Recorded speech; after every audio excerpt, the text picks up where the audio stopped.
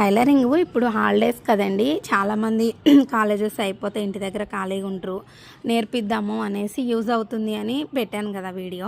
నేను కూడా అదే టైం సెట్ చేసుకుంటున్నాను, ఖచ్చితంగా పెడదామని. ఈ కామెంట్ చూశాక నాకైతే ఎంత తొందరగా స్టార్ట్ చేయాలా అని అనిపించింది. నాకు కూడా అంత బాధ అనిపించిందండి. ఆ సిస్టర్ కామెంట్ పెట్టారు, అక్క నాకు టైలరింగ్ అంటే చాలా ఇంట్రెస్ట్, వాళ్ళ అమ్మ వాళ్ళు హైదరాబాద్ పంపించారంటే అండి నేర్చుకోమని.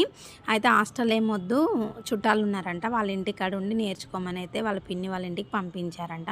పంపిస్తే 15,000 తీసుకుందంటే అండి 3 నెలలకి అమ్మ.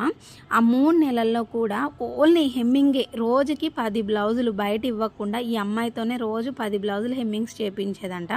3 మంత్స్ అయిపోయింది, నాకు ఏమీ రాలేదు, కొంచెం ఇంట్రెస్ట్గా నేర్పండి, నేనేం టైంపాస్ కోసం రాలేదు, ఇంట్రెస్ట్గా నేర్చుకోవాలని వచ్చానని అడిగితే, టైం పడుతుందమ్మా, టైం పడుతుంది, ఇంకా ఇంట్రెస్ట్గా రావాలి అంటే ముందు హెమ్మింగ్ రావాలి, హెమ్మింగ్ ఇంకా నువ్వు పర్ఫెక్ట్ చేయాలని అమ్మాయితోటి ఇంకా హెమ్మింగే చేపిస్తుందంట.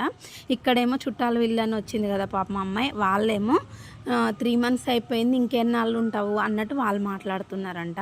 ప్లీజ్ అక్క, నాకు అసలు ఏం రాలేదు, మీ వీడియోస్ చూశాకే నాకు కొంచెం కొంచెం వస్తుంది, స్టార్ట్ చేయండి అక్క అని నాకు కామెంట్ పెట్టింది. నాకు నిజంగా మస్తు బాధ అనిపించిందండి. ఎందుకంటే నేర్చుకోవడానికి వస్తున్నారు చాలా దూరం నుంచి మన దగ్గర మనీ కట్టి, అంటే అలా హెమ్మింగ్స్ చేయించుకోవడం ఎప్పుడన్నా అవసరం ఉన్నప్పుడు, అంటే కూడా అవసరం ఉండి ఎప్పుడన్నా అర్జెంట్లో కూడా నేను నేర్చుకుంటే వాళ్ళతో చేయించుకుంటే ఒక్క బ్లౌజ్ అయినా వాళ్ళకి మనీ ఇచ్చేదాన్ని. ఎందుకంటే వాళ్ళు మనకు మనీ కడతారు, మనం నేర్పిస్తామన్న నమ్మకంతో వచ్చి నేర్చుకుంటారు.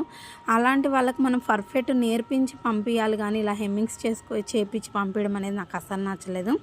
నిజంగా నాకు ఆ కామెంట్ చూసాక అనిపించింది, అమ్మ మిషన్ బయట నేర్చుకోవాలంటే ఇంత కష్టం అమ్మ అని కట్టి కూడా ఇంత బాధపడే వాళ్ళు ఉన్నారని. నేను తొందరలోనే స్టార్ట్ చేస్తున్న సిస్టర్.